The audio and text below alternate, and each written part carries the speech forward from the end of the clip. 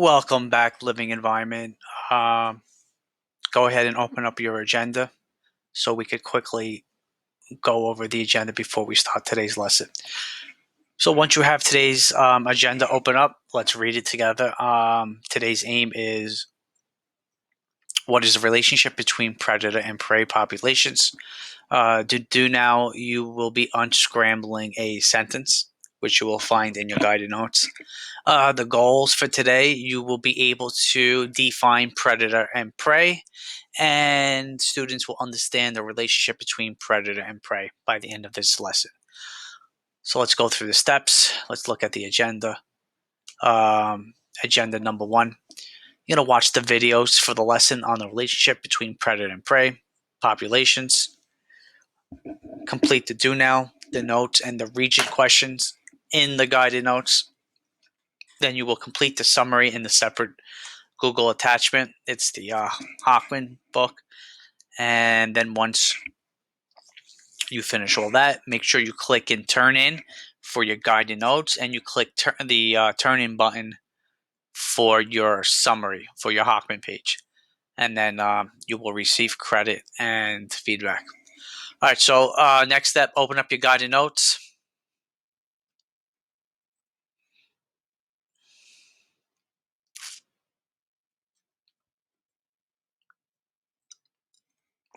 Write your first and last name on top, today's date, and the period you have living environment. All right, so underneath the aim, you have space for your do now. You will be unscrambling the following sentence, make it into a coherent sentence. Go ahead and press pause on this video now and write your response.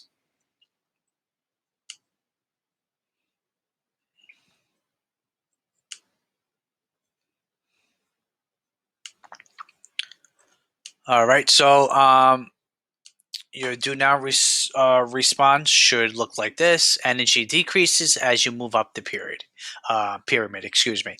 All right, so let's take a look at the pyramid below. It's titled Predators and Prey. And just a recap on energy pyramids, you have producers on the bottom of the energy period. They make up the majority of the ecosystem. Then you have, as you move up, you have herbivores and carnivores. All right, producers contain the most energy, and like you unscrambled the do now statement, as you move up, right, as you go from producers to herbivores to carnivores, the energy is going to decrease for various reasons. Energy is lost to the environment. Herbivores and carnivores need more energy to maintain a homeostasis or a metabolism. All right, so that was a quick recap from yesterday and the day before. All right, so before we get into uh, today's lesson, let's copy down our vocab words. All right, underneath to do now, you could write predator. Predator equals. So predator is defined as consumer who hunts. All right, aka a carnivore. Carnivore is a species um, that's a meat eating species or organism. Right, eats meat. For example, a tiger. All right, prey. All right, underneath that definition, you're going to write prey equals. A prey is defined as a consumer being hunted, eaten, usually a herbivore or small carnivore. Herbivore is a organism that eats plants only. And you have a couple examples below. If you need more time, press pause so you could finish copying down the definitions. All right, so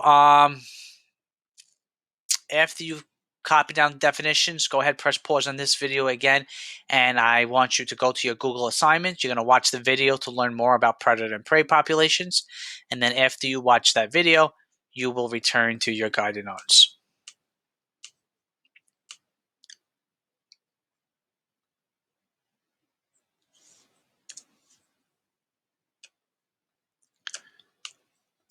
Okay, so after you watch that video clip, all right, I want you to think about the following statement.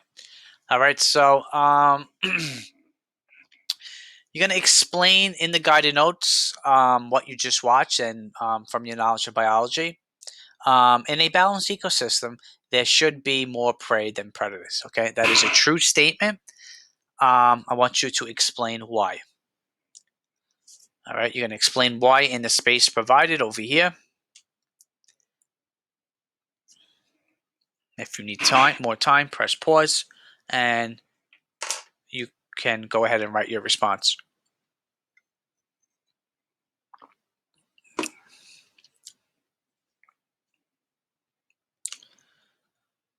Okay, so in a balanced ecosystem, there should be more prey than predators. That is a true statement because there are many more prey than predators because the predators need more food or more energy to survive.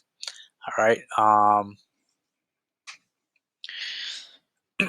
Just like we said, as you move to the top of the energy pyramid. So, for example, when you get to carnivores, they require more energy to survive. So energy is lost as you go from bottom to top. All right.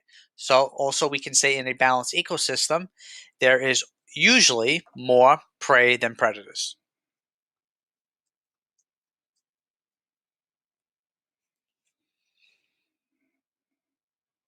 All right. And if you just think about it in a hypothetical situation, if you flipped it around and you said there was a lot more carnivores than producers, right? Well, if that's the case, the carnivores are not going to have enough producers to consume or to eat, right? And then they're not going to be able to survive because they need a lot more energy. Carnivores, larger animals, eating animals, need more energy to maintain homeostasis or to maintain their metabolism.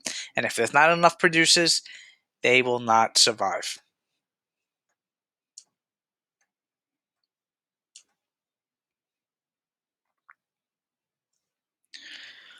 Okay, moving on. Okay, so you have a series of questions, all right? Region type questions. You do not have the graph; it's already plotted and graph view. I just want you to read the background information and the information provided, and then you will analyze the graph, and you're going to answer the questions from what um, we just learned on the relationships of prey and predators. Okay. Um, then after the first region question, you have a challenge question. All right. Right in your guided notes, you're gonna answer the challenge question. So this challenge question states, determine the predator and prey from the information below. Support your answer. So you're looking at this chart. All right. You got to tell me which color is the predator and which line color is the predator and which one is the prey. And give me a because. Tell me why. Why do you think that's what your reasoning? All right, and then it goes back to region questions, multiple choice, whatever. Excuse me, whichever choice you believe is correct, you're going to highlight the one. So if you think number one is correct, highlight it and put it in bold, so myself and Mr. Rowan could see which response you selected.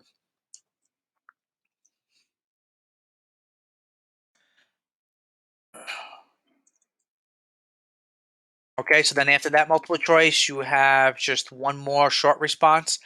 All right, so you're going to do those questions on your own. And then for the summary, you will you're going to open up the separate Google attachment. It's a Hockman work page. Um, you're going to read the directions. You can make in 3 observations and 1 inference based on the chart provided. And make sure you click turn in for both your guided notes. You're going to click the turn in button for your guided notes and the Hockman workbook page. All right. Other than that, that's the end of today's lesson. All right. If you have any questions, just message myself or Mr. Rowan. And until next time, guys, we will see you soon. All right. Be well.